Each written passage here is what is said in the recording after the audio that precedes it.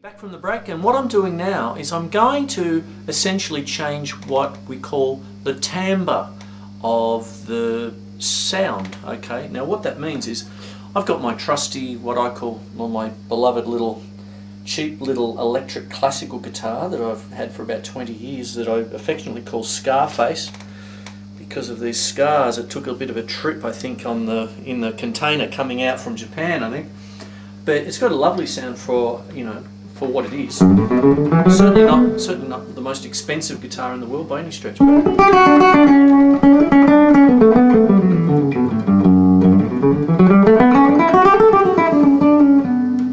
There it is there. So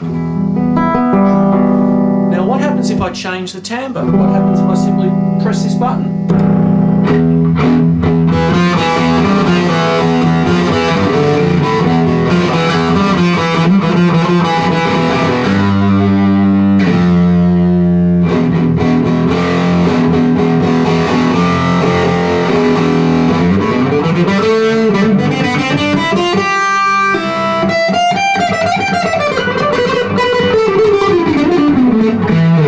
Bit rough, but if I do the same thing,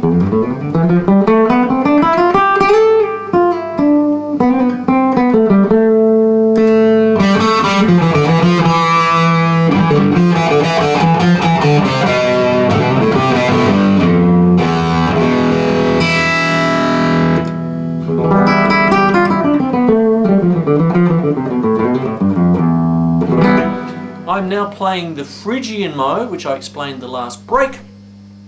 But what I'm doing is by essentially hitting a distortion pedal, I'm taking something that is essentially one of the backbone scales, if you will, one of the backbone modes, one of the most used modes in Spanish flamenco, and applying it to good old heavy metal, you see. All I've done to change it from one style to another is essentially do two things. I've put my foot on a pedal, on a distortion pedal, and I've changed the attack a little bit. But funnily enough, the difference between flamenco, the passion of flamenco music, Spanish flamenco, and the passion of heavy metal are one and the same. The intent comes from the same place, okay?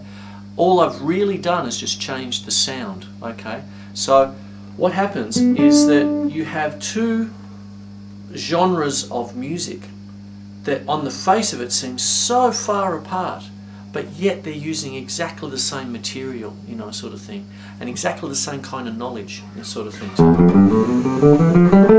And I'm talking once again about the E Phrygian mode. Now let me just go over it again.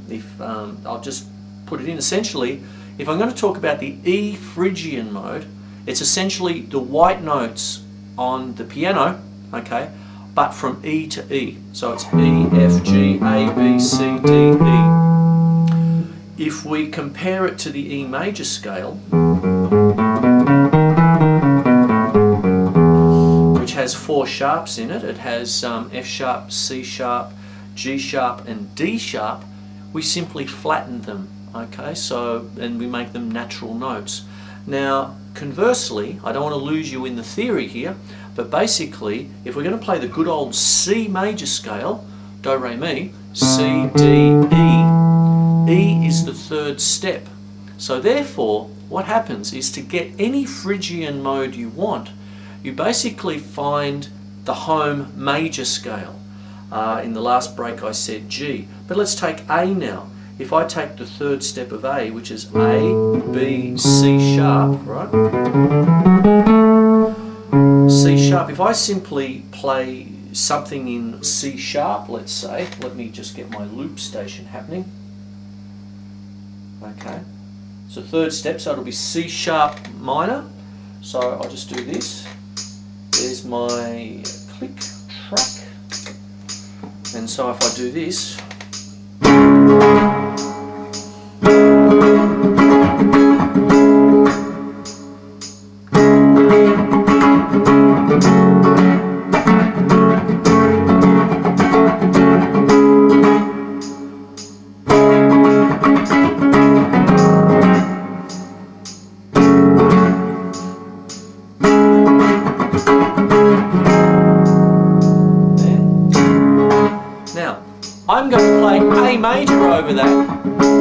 This is in C sharp minor. It's going to come out C sharp phrygian.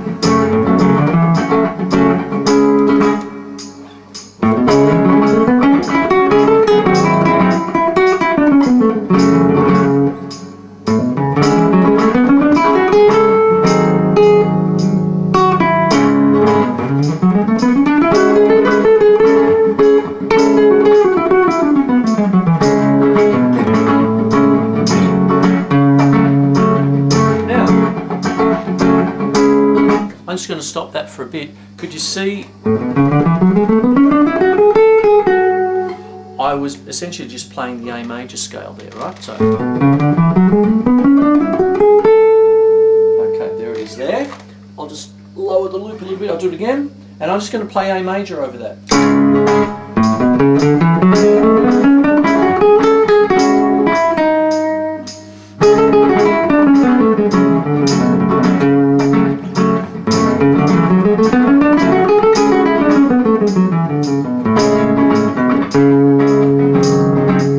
There it is there very quickly, and what happens is that the root note is now C sharp. To resolve the sound, you've got to go to the C sharp there. So what if I just change the timbre? Go metal on ya. Oi!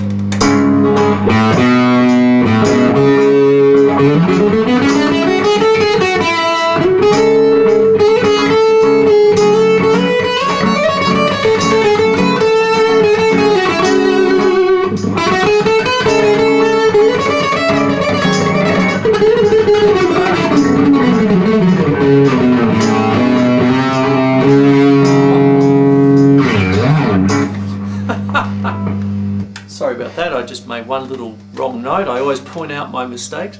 But did you see that basically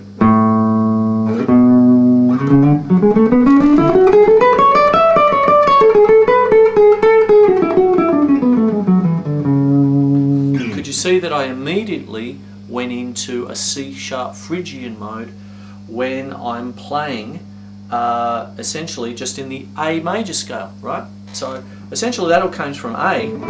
Once again, I don't want to confuse you with theory, but the third step of the A major scale is 1, 2, 3, that's C sharp. Do the harmony theory and it becomes C sharp minor, and then all I do is do the 1, 4, 5, call it a blues, C sharp minor, F sharp minor and G7. G sharp 7. And then play A major over that, I'm getting the C sharp phrygian mode. What I'm essentially doing is I'm think of that as the major scale, and there it is, and all I'm doing is playing the same scale but shifted a little bit, and I get this whole different sound, okay? Now the thing is, I'm sort of tongue-in-cheek calling this Flamenco Metal, okay, tonight, because all I'm really doing at the end of the day is taking something that's been entrenched in Spanish flamenco music for literally hundreds and hundreds of years, and the only thing they didn't have in the 15th century is a distortion pedal, okay? So, but everything else remains the same. The intent, great flamenco guitarists don't use a pick, of course, they use their fingers to do all this business, but essentially the harmony and the scales that they use is the same. There you go. More after the break.